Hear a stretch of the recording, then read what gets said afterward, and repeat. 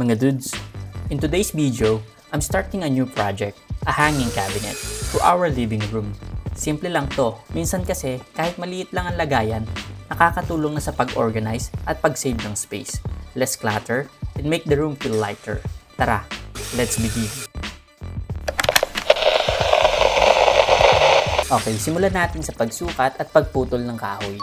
At syempre, hindi mawawala ang determinadong pagsusukat dahil dito pa lang dapat maayos na. Kung hindi magiging eskwalado ang yung putol. So dito nga, ginagawa na natin yung pinaka-frame ng ating living room cabinet. Kasi ang trip ko dito is yung mahaba lang. Bali, may nakita ako na ito sa Pinterest and yung ginaya ko or yung naging reference ko. Ito yung mga partition niya. And then ito, pinturahan na natin para naman maging maayos sa ating paningin. Siyempre, bago natin pinturahan, sinanding muna natin yan. Nice. Ayan, so puti lang tayo ulit. So, na-notice nyo naman yon simula from chicken cabinet till now, puti lang. Hindi pwedeng mawala ang epoxy sa bawat gilid kasi yan yung magpapatibay dyan para hindi mag-chip yung ating cabinet. Then dito, gumamit tayo ng balat ng chichirya or cellophane. Pero kasi sa napanood ko, balat ng chichirya or... So, ayun lang din yung ginamit ko. And as you can see, sobrang smooth niya and ang kinis ng kinalabasan. So, I'm very satisfied with these techniques. Yeah, boy.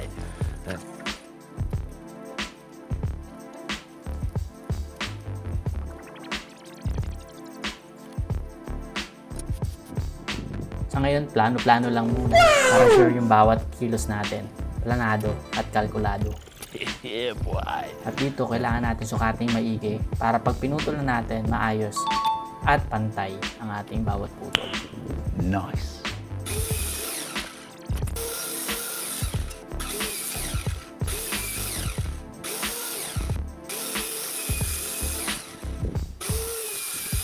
Dito nga malapit na natin matapos maputol yung para sa drawer. Siyempre, after nyan, kailangan natin isanding para naman maganda pag pinuturahan natin. Makinis na. Yeah, boy.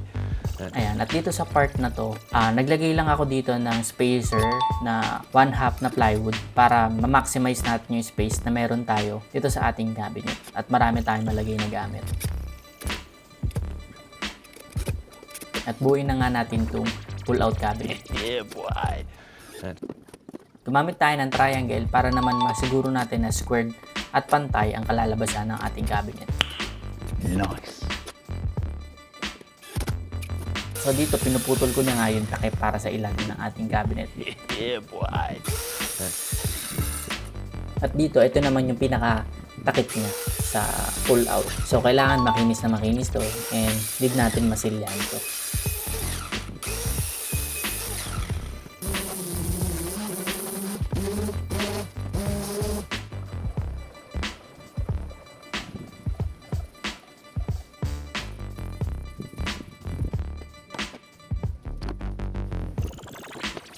Gumamit nga ako ng glazing putty dito sa pagmasilya at sinamahan ko ng konting paint thinner. Nice.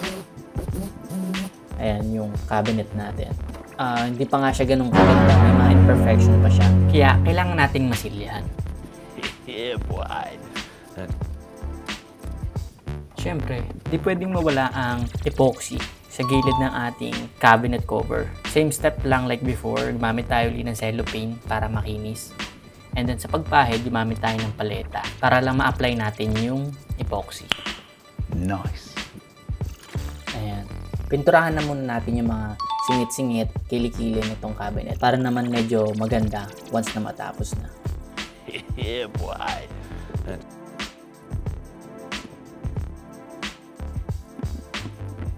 I-retouch natin siya para mas gumanda. Parang makeup lang, di ba?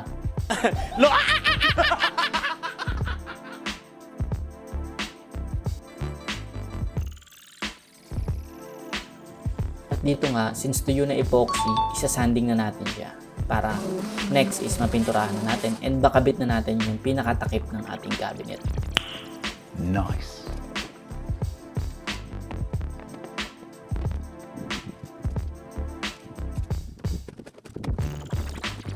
At dito nga, nakabit na natin yung drawer slides.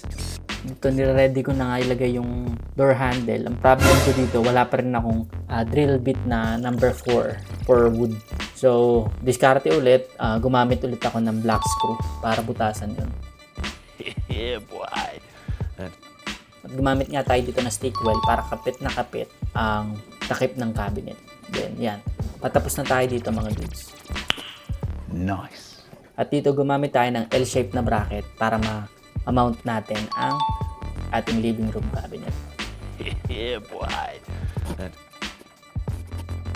Nagpatulong ako sa aking hipag para ikabit tong cabinet. Hindi ko siya ma-markingan kapag hindi pantay yung level ng ating cabinet. So, ang ginawa kong diskarte dito, kinabit ko muna yung L-shape na bracket dito sa cabinet and then, tsaka ko siya dinikit sa wall. Then, pinhawakan ko sa kanya para suporta habang nandun yung level bar. After that, doon ko na minarkingan kung saan ko bubutasan yung cabinet. Tsaka ko binare na dun yung mga high-low na screw. Then, yun. Tapos na. Wow!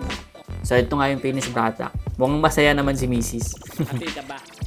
Yun lang guys. Thanks for watching. Peace out!